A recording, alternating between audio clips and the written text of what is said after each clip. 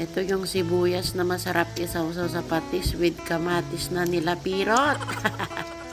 Bago yan, tayo ay magkakarpintero muna guys dahil yung aking patungan ng halaman ay bumagsak na, bumigay na. Kaya kailangan natin baguhin guys. Hindi man pulido pero kayang-kaya natin gawin.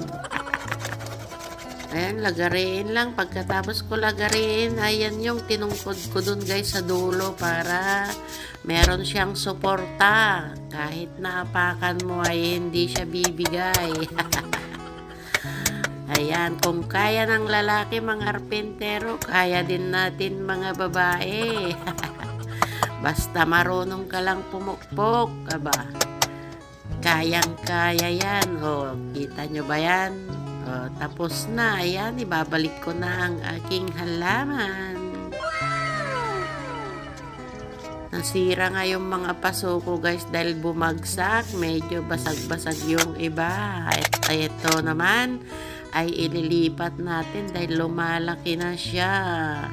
Tinanggal ko na yung laman dyan guys. Mas gusto ko yan kasi ang ganda ng dahon ba, akala mo peke pero tunay. Ayan, pagkatapos natin gawin dyan sa kabila ay lilipat naman tayo sa kabila dahil madupok na din sa kabilang bandang kanan.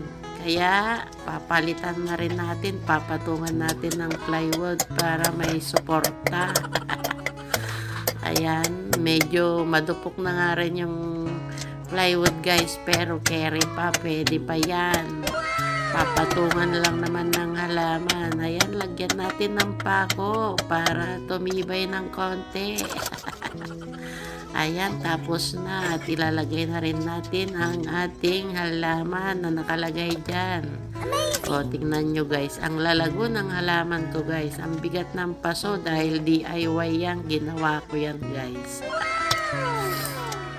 O, lagyan natin ng brace sa gitna para pantay sila. O, ayan o. Kita nyo ba yan? Ganda na.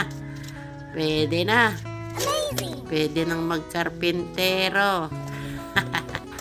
At pagkatapos ko naman gawin ang aking patungan ng halaman ay naglinis na ako guys. Walisan na natin at baldyuhan. At magdilig ng halaman para hindi sila mategok.